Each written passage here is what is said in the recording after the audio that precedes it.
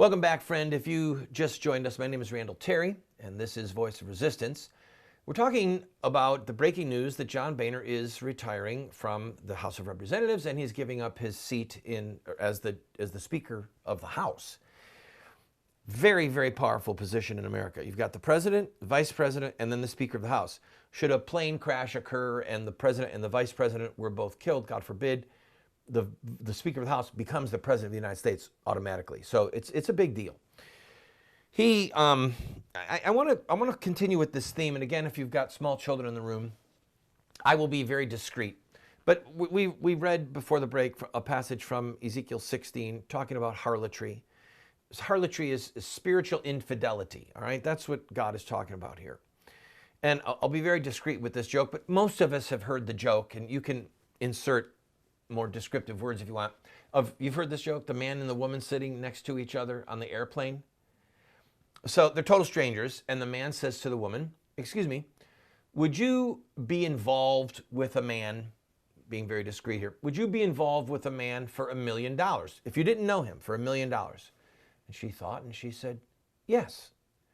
And he paused, and he said, would you be involved with me for $100?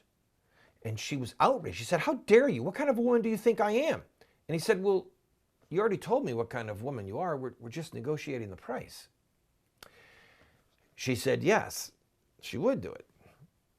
I want to read to you a quote from Charlie Dent. He is a Republican House member from Pennsylvania. He said, and all right, let me give you a little quick background. Boehner, in part, was pushed out by dozens of conservative members that have had it with his treachery, okay? As the Speaker of the House, he controls what things come up for a vote. He controls a lot of what bills even come into various committees and subcommittees. And he has shut down true opposition to Obama, shut down the ability to really stop Obamacare, stop the funding of Planned Parenthood. There's things he could have done to stop the Iranian deal from going forward. His speakership has been a disaster, and it's part of why people like Donald Trump and Ben Carson and Carly Fiorina and Ted Cruz are doing so well, because they're viewed as outsiders, and Republican faithful voters, conservative Christian voters, have had it with Speaker Boehner and had it with the leader of the Senate, Mitch McConnell. We've had it, all right? He knows it. He's listening day after day while Rush Limbaugh says that he's a failure and Sean Hannity says that he's a coward. These guys are big guns, and they're going after Boehner. And there's this group in the House that are saying, we're taking him out.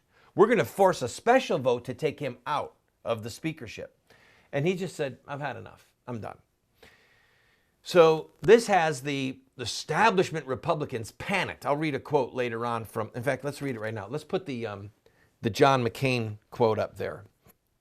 And any of you who know my feelings about John McCain know that he's part of the problem. Here's what McCain said. Senator John McCain of Arizona said that he was taken aback and that Mr. Boehner's resignation had perilous implications for Republican prospects going into next year's elections. Quote, it means that it's in disarray, Mr. McCain said in a brief interview. Basically, he has been unseated, and that's not good for the Republican Party. He said, his advice, we've got to unite and recognize who the adversary is. Ah, but Mr. McCain, you missed it. You didn't get the memo. We did unite. Boehner was the adversary. You're the adversary. You are the treacherous ones who say one thing with your mouths and then do another thing with your actions. You're the ones funding Planned Parenthood. You're the ones who caved into Obamacare. You're the ones who cut the deal to give this Iranian nuclear deal the free hand. You are the problem. They did unite. And oh wait, there's one other thing. They're in disarray. It's horrible, perilous implications for the Republican prospects going into next year's elections. Oh no, here's where you're wrong. No, you're so wrong. It's perilous implications for treacherous, unprincipled, harlotry-driven people like you. I'm going to take a break. When we come back, I want to read that quote from the Republican from Pennsylvania who said, you've got to say yes. You've got to say yes. You know, like the woman on the plane. Would you be involved with somebody who you didn't know for $1 million? Why, yes. Yes, I would.